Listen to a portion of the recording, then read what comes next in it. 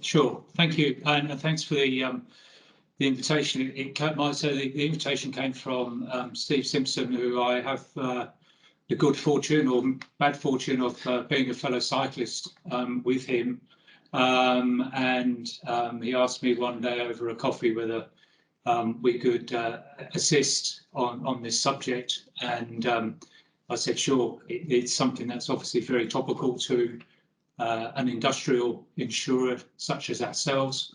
My role at HDI is that I'm the regional APAC head of claims, so I get to see the unfortunate side of what happens on infrastructure and construction losses, and Harris is the head of engineering and construction underwriting, so he's the subject matter expert in terms of understanding the pros and cons of mass timber, and how the insurers view it, and what our thoughts on it are.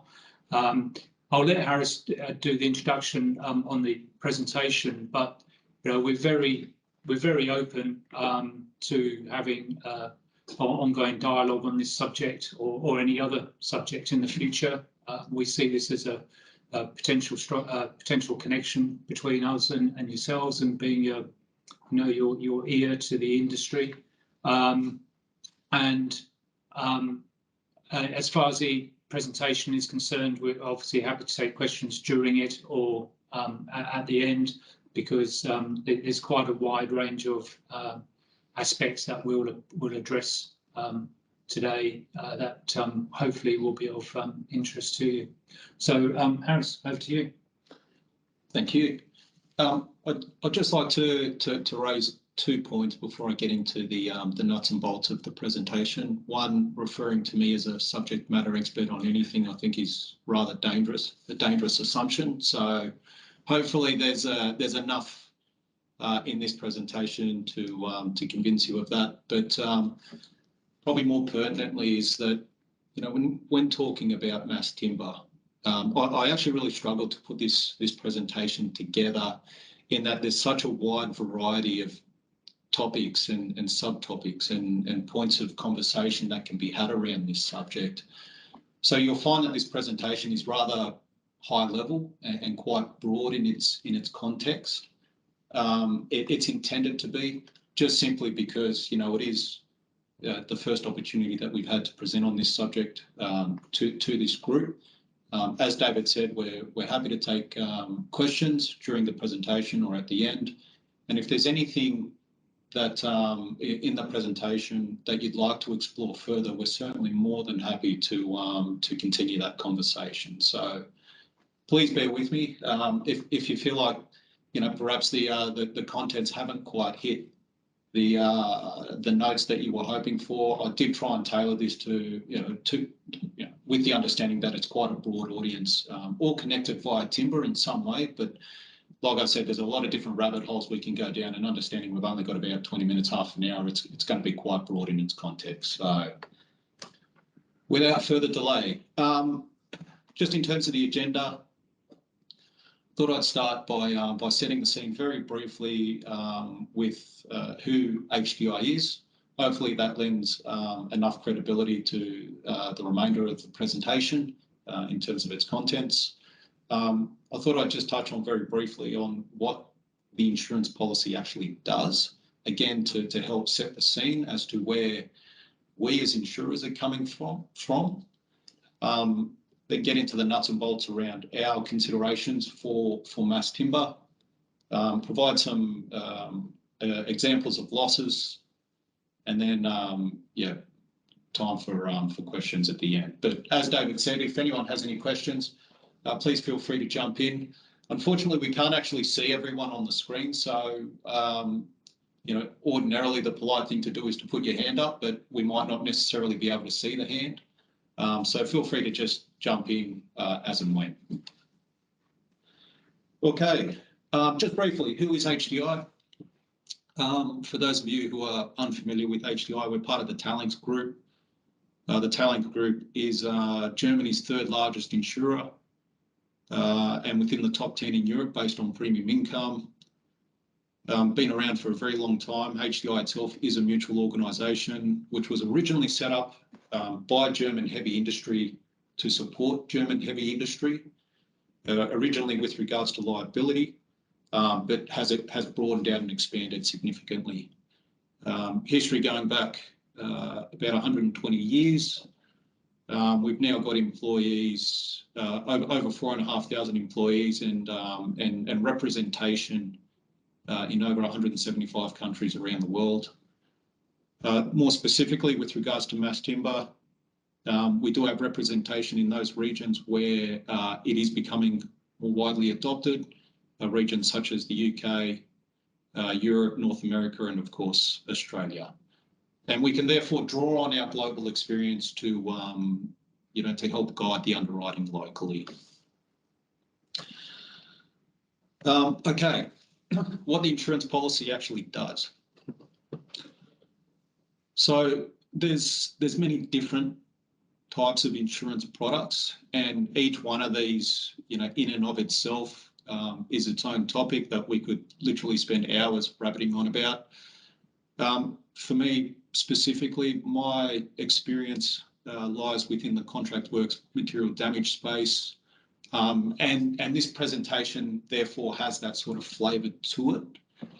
But more broadly, as well as the material damage or the contract works material damage policy, there's other policies there that deal with third-party liability, which obviously responds to damage and injury to third parties caused by a project.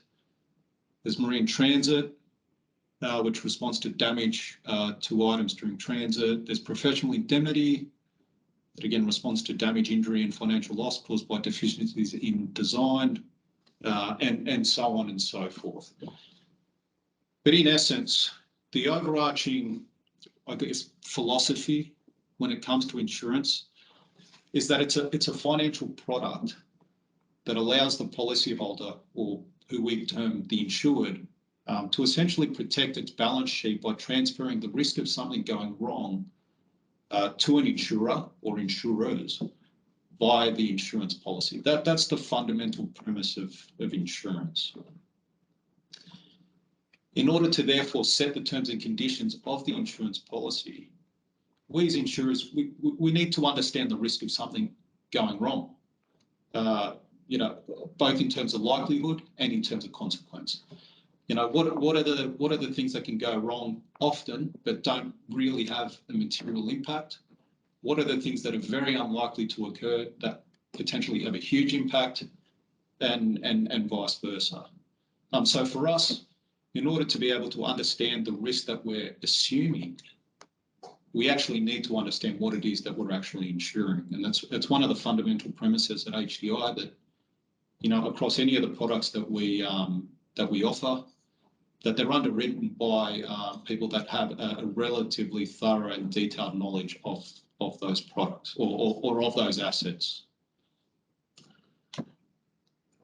Now, the key consideration for mass timber is that, at least in our perception, there's no real historical data for us or for the market to actually rely upon when assessing that risk, especially in the context of comparing that to more traditional materials, such as steel and concrete.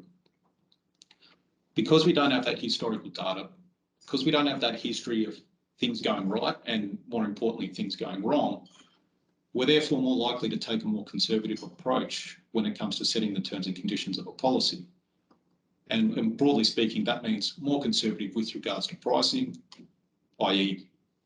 higher pricing, more conservative with regards to coverage, as in keeping the breadth of cover fairly constricted under a policy, and more restrictive with regards to capacity, i.e. rather than assuming a large portion of that particular risk, basically taking a smaller share so that if something does go wrong, we're not unduly overexposed.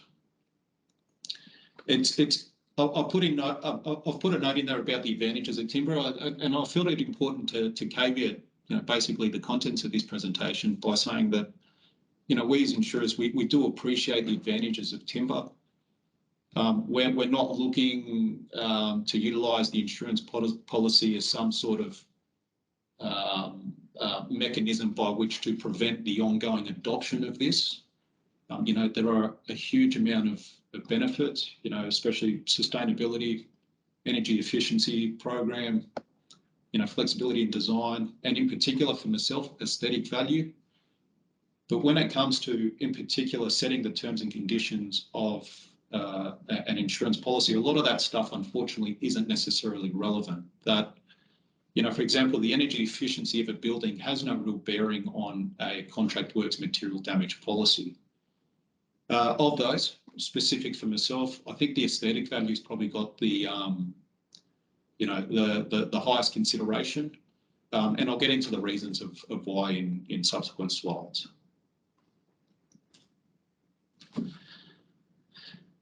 Now, the crux of it, the common perception by insurers is that timber is more prone to damage from fire and smoke, more prone to damage from water, more prone to damage from impact, more prone to defects in design and construction, and subject to a higher degree of variability in terms of its composition because it is a natural product and therefore requires a higher degree of quality control. And this is all compared to the more traditional building materials such as concrete and steel. And because of that perception, it therefore introduces a higher level of risk to insurers. Now, with all that in mind, caveating all of this by saying that, look, if that perception is wrong, certainly we're not beholden to that.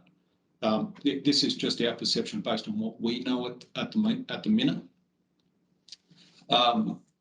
Again, relying on that lack of historical data.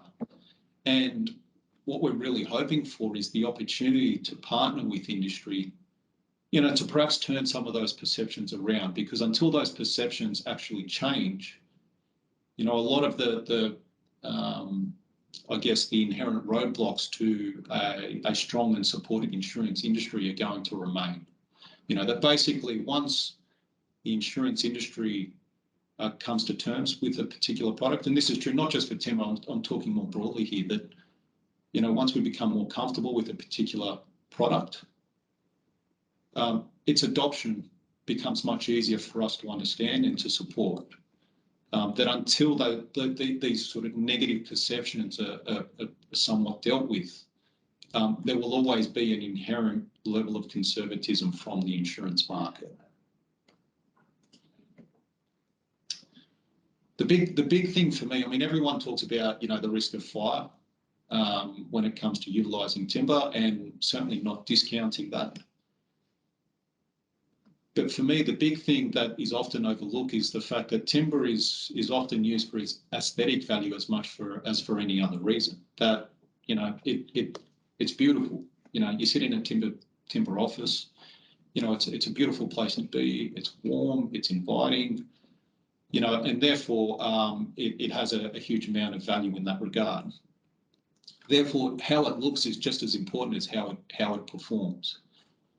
And for us, as insurers, I think it's really important because it does introduce a level of ambiguity in terms of how the insurance policy responds. There's always going to be a level of ambiguity with regards to any product that we're insuring around how the policy responds. But I think that the risk of that is heightened when we're talking about the adoption of mass timber, in particular when we're considering its aesthetic value, simply because, again, very limited loss history and very limited sort of, I guess, case studies that we can rely upon.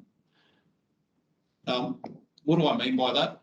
I think if we take an example whereby a timber column in a building suffers a relatively minor scratch or gouge, that's what we ordinarily term impact damage. There's a lot of questions around that in terms of, okay, how would the insurance policy actually respond in that case? Does this actually constitute damage under a material damage policy? My view is that yes, it does, and therefore the policy would be called in to respond. But then that opens up a whole bunch of other questions. You know, what is the repair process, for example? Does the repair detract from the aesthetic value of the timber? Does this therefore require complete replacement of the timber element? And who actually makes that call?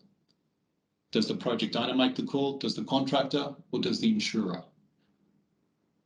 You know, and again, I say this in the context of comparing all this to, you know, more traditional building materials. You know, if you consider a column constructed of concrete, if there is impact damage, the repair process is generally well established. You know, you would patch, or you'd scabble, you'd patch, and you'd either paint or cover that column. And that damage would be rectified relatively quickly, relatively easily, and relatively cheaply. Again, looking at, you know, using this picture as an example, beautiful, absolutely beautiful in terms of the, you know, the aesthetic value there. You can see there we've got columns, we've got beams, we've got the floor plate, all constructed of mass timber. Crucially, we've also got the fire suppression system there. You can see the black piping there just under the soffit. Now, ordinarily, as insurers, when a project gets to this sort of stage, i.e. structural completion, but before internal fit out commences, we would always advocate for that water system, that fire system, to be charged. Why? Because, sorry, and I say that in the context, again, of comparing against, say, a concrete frame building. Why do we say charge the system? Well, if a fire occurs, it's going to create a fair bit of damage. But if that sprinkler system is discharged, not only does it prevent the risk of fire or reduce the risk of fire, but water damage to a concrete structure, water's not going to damage a concrete structure. You know, yes, it's going to pool, and there'll be some costs associated with removing that water, but fundamentally the structure itself will remain intact. And once that water is removed, you'll be able to, you know, continue on with the fit out. In a timber building, it's a wholly different consideration, because in our view, our perception is that water or timber is just as susceptible to water damage as it is to fire damage. But if that water system is charged, great. We do reduce the risk of fire or smoke damage, but there is an increased risk of water damage. On the flip side, if that system is not charged, then yes, we reduce the risk of water damage, but we therefore have an increased risk of fire or smoke damage. It's kind of this perception that by solving one issue or by mitigating one risk, we're actually increasing another risk, which, you know, again, in our perception, doesn't necessarily exist with you know, more traditional building materials. The other consideration is damage to the floor from people or equipment movement. Now, we've seen for some of the risks that we insure that the solution to that is to actually cover the floor with some sort of material. But in a couple of instances, we found that material is actually flammable and therefore increases the fire load. So again, trying to mitigate one risk, but introducing another. So really the crux of this then is, how can you help us understand these risks? I guess the most obvious thing is to say, look, work with us. You know, be open and transparent about what you know and what you feel you don't know. Engage with the insurance market early and allow us to provide advice based on our experience. Admittedly, it is limited, but the only way we're going to grow that is to actually become more active in the market. You know, it is an unfortunate aspect of the insurance industry that your greatest learnings often come from your claims, but you're not going to have claims if we're not involved in the industry. So allow us a seat at the table, as you've done today, and help grow our knowledge and help change some of those perceptions. Demonstrate you've considered the risks of using mass timber and have taken reasonable steps to reduce these. And I've listed out a whole bunch of things there. Critical for us is the use of experienced consultants and contractors in design and construction. When we receive opportunities to insure, for example, a building project, we do focus heavily on the contractor's experience, the consultant's experience, and some of the methods and considerations that are being employed to reduce the perceived risks. Looking at things like delivery sequence of materials and how once materials get to site, they're actually stored. Are they covered? Is a resin applied, for example, to the exposed ends to prevent water ingress? Are they stored off the ground and outside of known floodplains? Things of that sort of nature. Sounds really, really simple and really obvious, but what we're looking for is demonstration that these sort of issues have actually been considered. Big one for us, the use of or the undertaking of hot works and how that's actually controlled. Do you have hot works permits, and are you actually properly using them?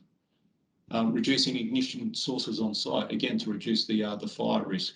Housekeeping, quality assurance, water ingress protection, supply chain, repair methodologies, etc., etc. There's a whole range of things. What we're basically looking for is, again, evidence that you've actually considered some of the key issues and are actively looking to mitigate those risks. Look, in our view, the local industry is immature, and again, that's a perception based on limited history. Again, it's a perception that we're hoping to change.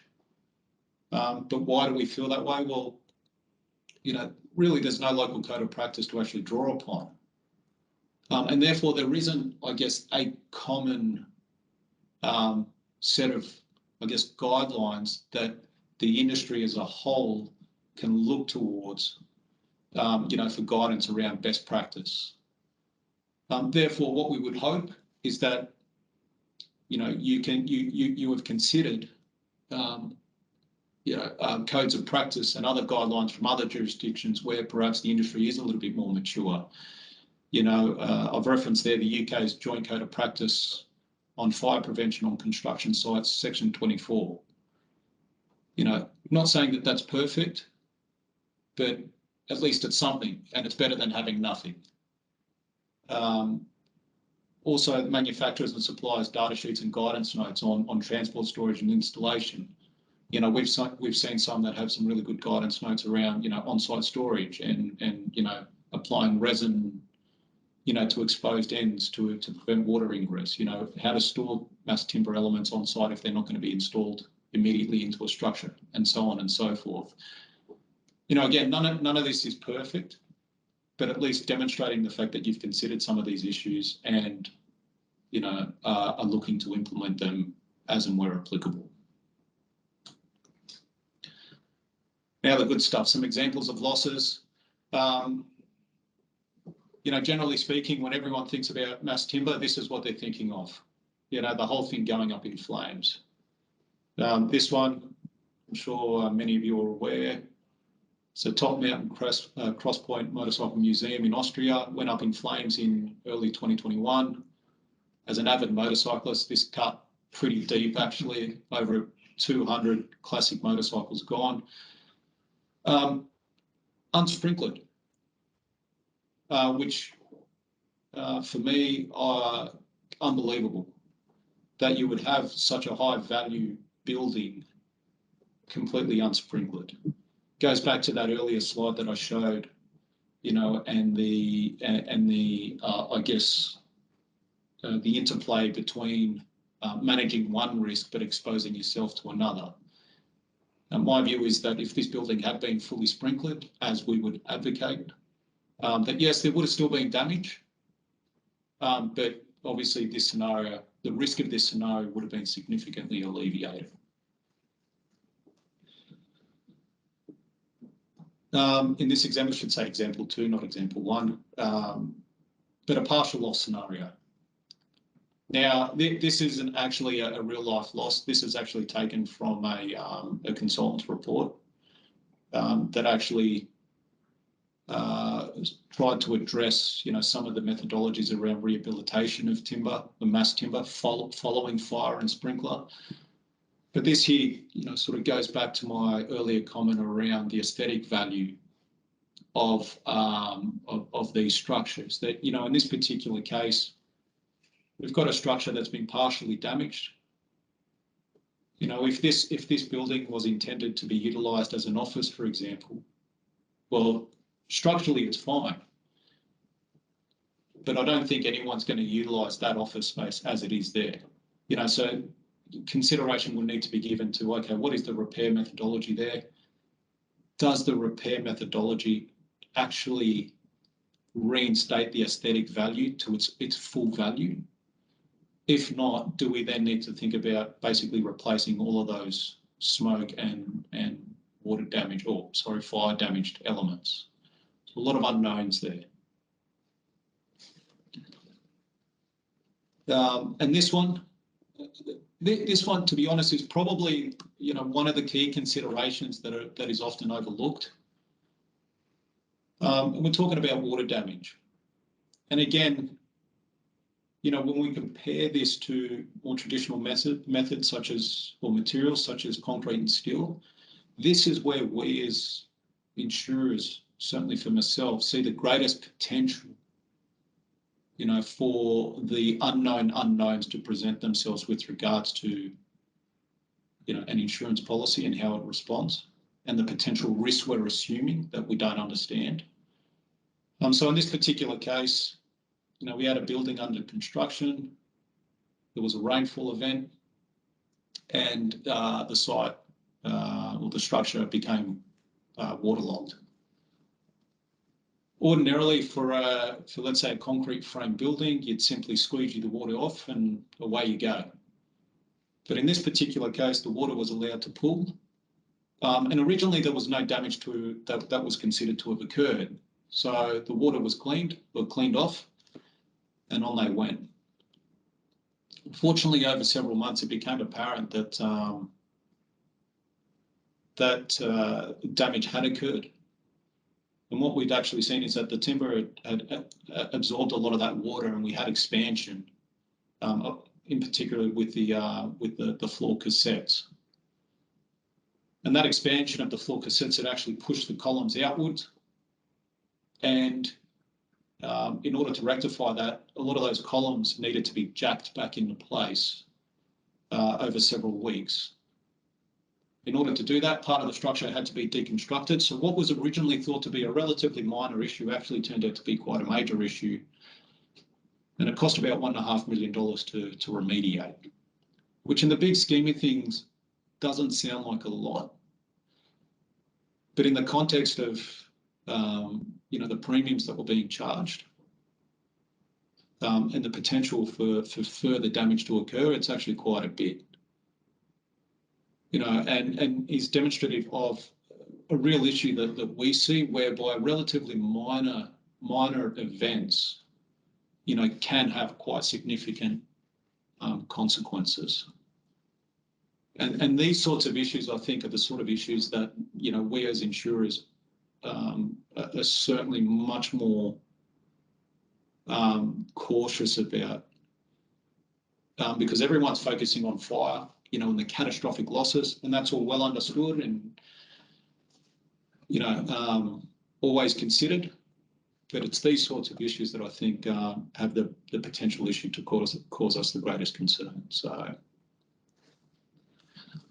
that's basically it. Like I said, at very high level. But opening up the floor to any questions that anyone might have.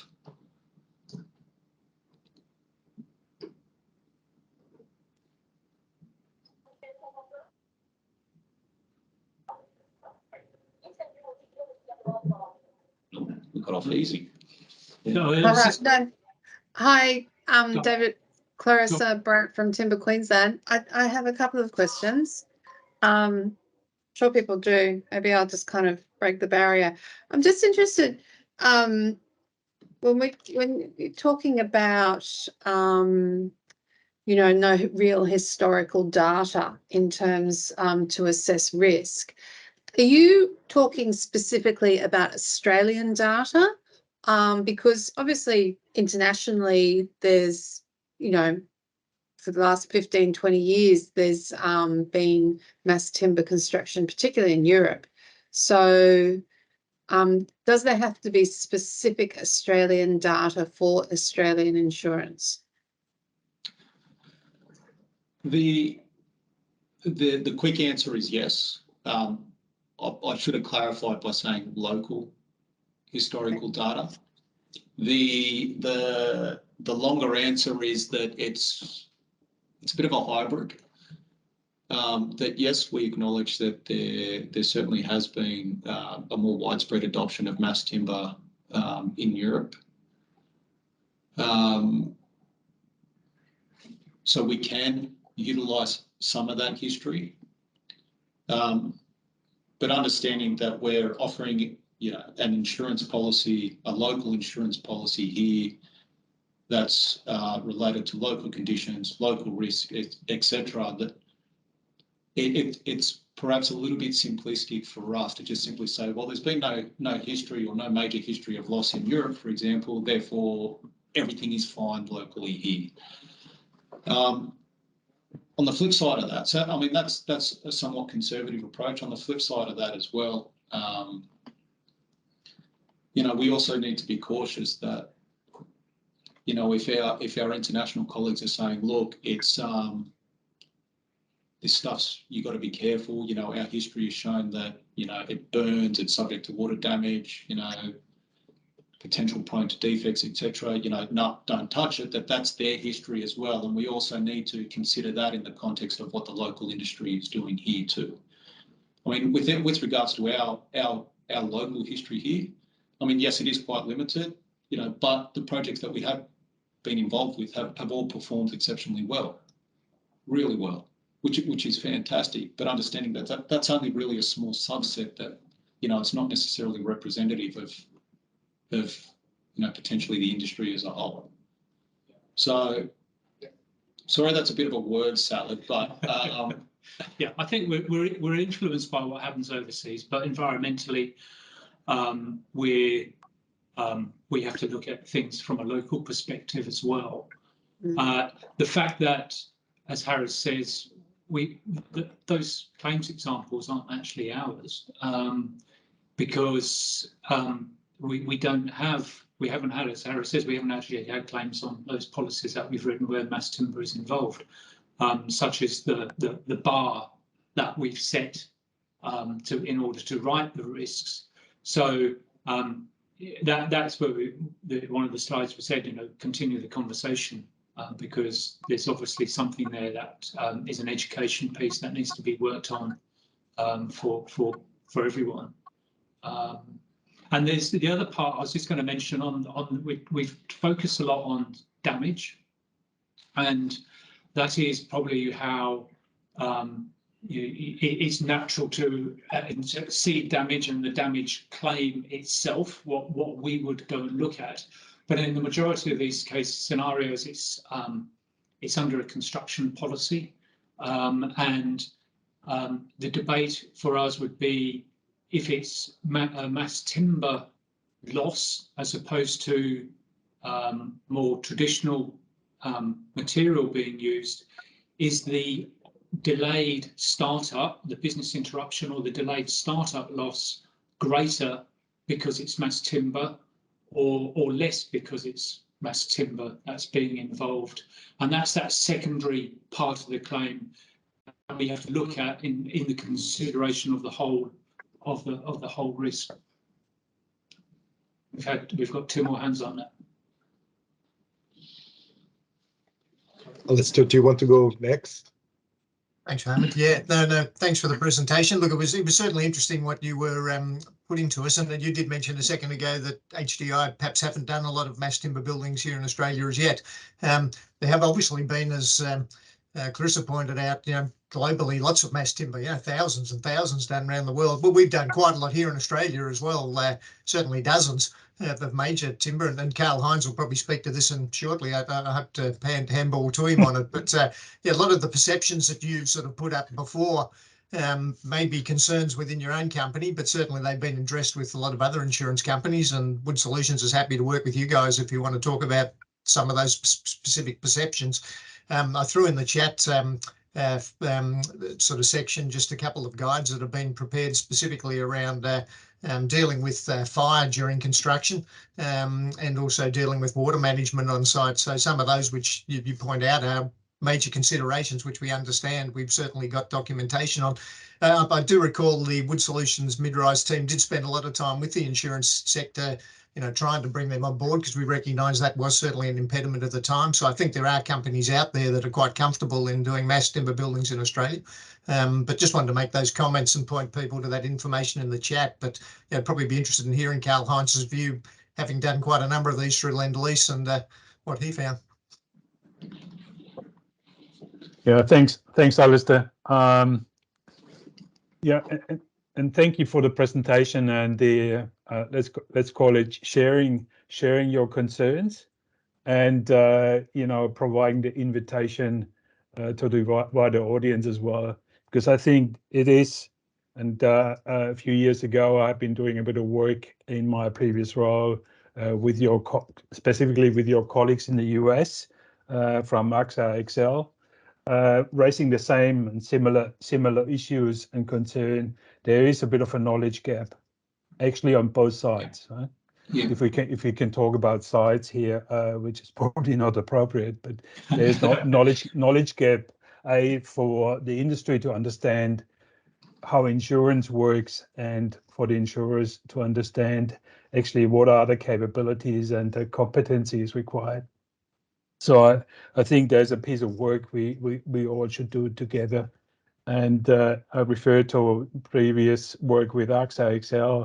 It showed actually once the insurers get an understanding of what you flagged rightly, like lack of best practice, and how do you repair structures, how do structures behave in certain circumstances, then the insurers the policies will respond to that. And your colleagues in the US, they adjusting the policies depending on actually the competency demonstrated by the construction company, how to address all these issues. Yeah. So that's certainly something of, I would say, of importance, and we should continue that conversation. And Alistair, I kind of heard you that we should kind of really have an open invitation to all the insurance companies out there. I have been personally involved in actually a fire experience. Nobody really talked about it, but that goes back to 2008.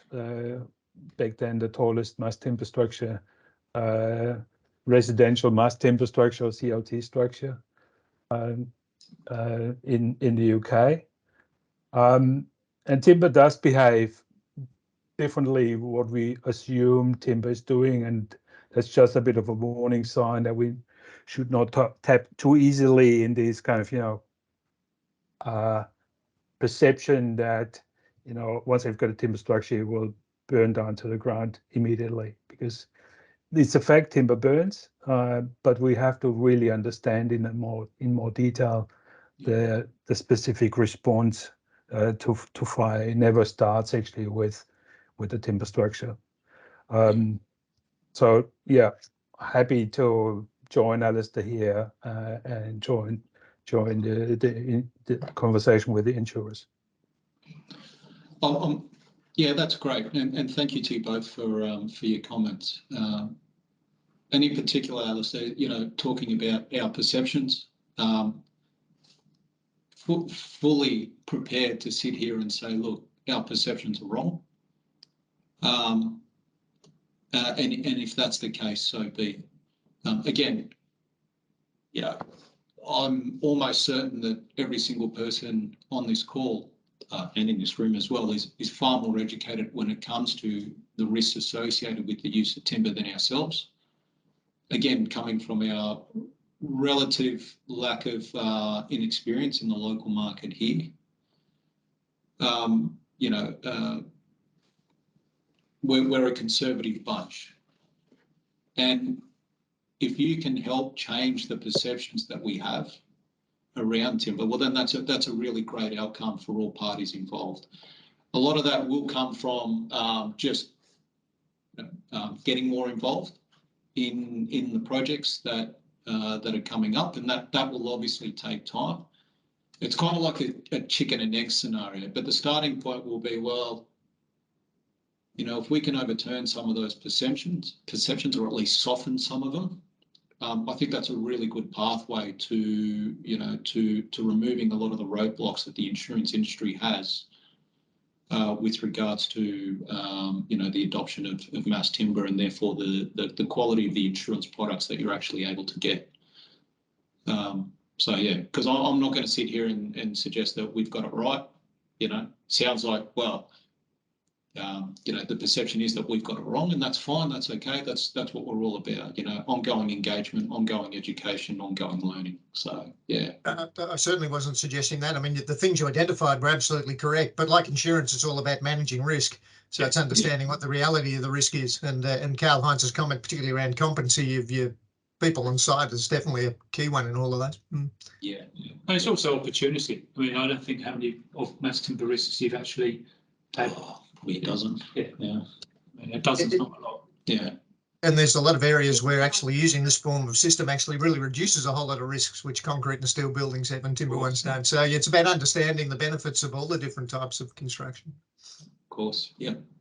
I see Jeremy's hands up. Jeremy, would you like to go next, and then possibly Karl Heinz after you? Thank you. Thanks for the presentation, guys. I found that quite insightful. So I've got a question regarding local versus imported products and how you guys evaluate the risk. We're obviously within Australian context, we're building capability with regards to mass timber systems. There's manufacturers, including ourselves, are now investing in the capability to produce CLT, GLT products, amongst others that already exist within the Australian context. So I'm just wondering from your perspective as a insurance company, how do you evaluate the risk of an imported product that's made within Australia versus an imported product that might come from Europe, for example? Yeah, it's a really good question. I mean, me personally, it's a bit of a balancing act between, you know, for example, the experience of a locally produced product versus a product from overseas. And when I say experience, I mean in terms of the amount of time that particular product has been in production and any quality issues associated with that. I mean, as a avid supporter of Australian made, I would always advocate for you know, locally produced over imported, but understanding that if that capability doesn't quite exist yet to meet the needs of industry, then obviously imported is, you know, needs to be considered. So there's that. The other thing to remember too is that by importing a product, it does actually, in our view, increase the risk associated with, for example, damage during transit, and also potentially supply chain as well. You know, so, you know, whilst we might say, okay, well, the perception might be that a local product can be produced cheaper and to the same, if not better quality than an imported product, that it does actually introduce additional risk with regards to supply chain and you know, issues associated with transit. So you actually would evaluate that as part of a contract. Say, okay, is this a local product or an imported product? You would actually go through that process of evaluating it. Yes, we would. Yeah. Yep.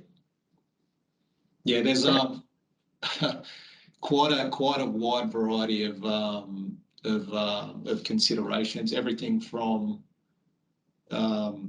you know, who the suppliers are, where they're located, where the manufacturing premises are. You know, if that premise is unable to supply for whatever reason, is there a plan B, C, plan D? You know, right through to who the local installation contractors are. You know, what's their experience? You know, the consultants, what's their experience, et cetera, et cetera. Yeah, and we can provide advice. You know, we would not be engaged to consider the insurance program directly by your respective organisations. That would always come through an insurance broker. And we can provide guidance to those brokers around the information that we're actually seeking. You know, and then they can obviously pass that through to yourselves. And then there's, Jeremy, in the event of a claim, it's if that timber has been damaged severely, and then it's the cost of replacing that timber. And if that timber has been damaged, let's say more easily than perhaps better quality timber, then are you replacing it with the same timber or better quality timber? And then that's a question of betterment under the policy and not replacing it like for like.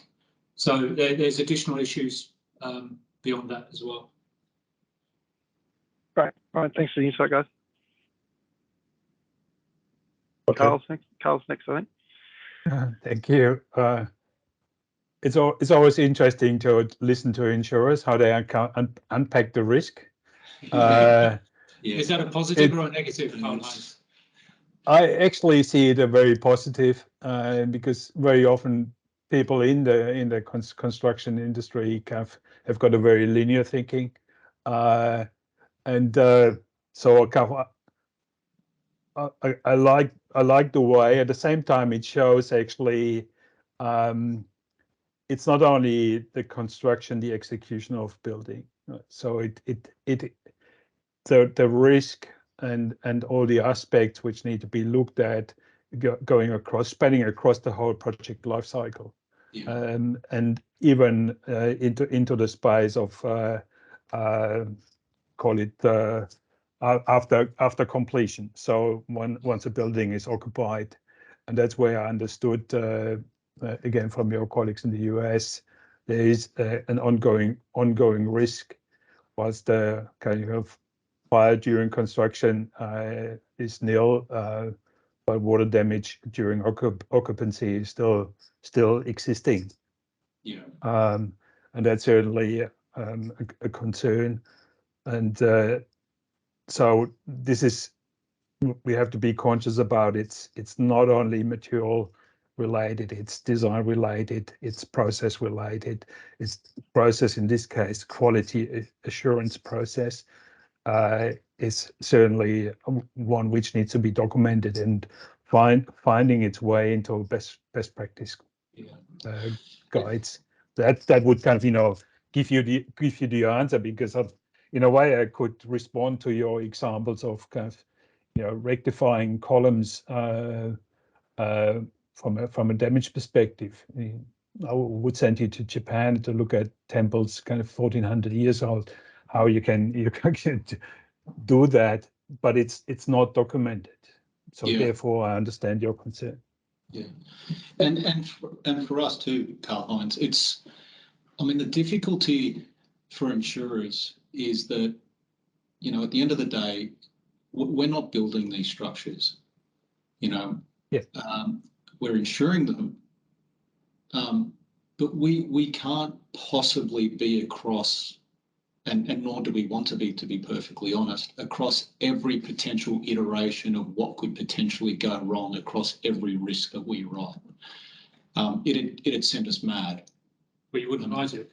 Well, that's the other aspect too. That's right. That, you know, we would eventually walk away and say, look, there's just too much risk associated with this. We're not going to write it. Yeah. So for us, you know, yes, we will ask, you know, some rather pointed and technical questions around specific aspects of the risk that we perceive. But more importantly, it's getting comfort that whoever is designing and building, you know, the assets that we're being asked to insure is cognizant of those risks and is doing everything that is reasonably practical to address those risks. And that's a comment that's directed not just at timber. You know, we're at the forefront of, you know, a lot of emerging technology, you know, especially in the renewable energy industry as well. And it's a similar sort of philosophy or philosophical approach that we need to employ, because we can't possibly be across every potential iteration of what could go wrong. So if you can demonstrate to us that you know, you're confident in that regard, then that's pretty much what we're looking for. So yeah, and then it evolves into effectively a relationship of trust. That, you know, yes, as part of the submission to us, you've demonstrated to us that you have the capabilities to identify and mitigate these risks as far as practical. Now you're actually implementing those mitigation measures during the design and build process and ongoing operations as well. I see Clarissa's hand is up. Harris, thank you so much. Let's just have this last question and then possibly move on. I notice it's already close to 11. Thank you. Clarissa, please. Thank you. Just a quick one, and it's really on the documentation. You mentioned about, you know, there being no local code of practice for insurance for mass timber buildings. It's probably a silly question. I'm just not having had much exposure to the insurance industry. So for a code of practice that the insurance industry adheres to, who does those? Who writes those? Is it the Insurance Council of Australia, or would the timber industry be doing one? There's no real definitive answer. Depending on you know, the industry, it can vary. It does vary. You know, so for example, you know, locally here there are codes of practice, you know, with regards to general building and whatnot. Some of that is driven by industry. So basically, the industry as a whole coalescing around a, you know, set of codes, practices, and guidelines, you know, that are often utilised as the basis of what we would deem to be best practice, or what the industry would deem to be best practice. But, you know, for example, internationally, you know, if we consider, for example, tunnelling, you know, the insurance market or the industry as a whole has coalesced around a set of codes and practices and guidelines that have been developed by the insurance industry in response to perceived repeated failures of the tunnelling industry as a whole to sort of take that initiative on their own. You know, so it does vary. Ideally for us, again, because we're not the subject matter experts here, you know, with regards to, you know, the design and construction when it comes to mass timber, we would really be hoping that the local industry here can pull together and create something that is applicable and specific to the local market here. Right, thank you. Okay, great. Thanks a lot. Harris, again, well, do you have more slides, I believe? That's everything from our end. All right. Okay, great. Thank you so much. I again take this opportunity to thank Harris, Michael, and David Lloyd from HDI Global for this very thought-provoking, I would say, presentation. Thanks, both of you. Wonderful. Thank you. Thanks, everyone. Thank you.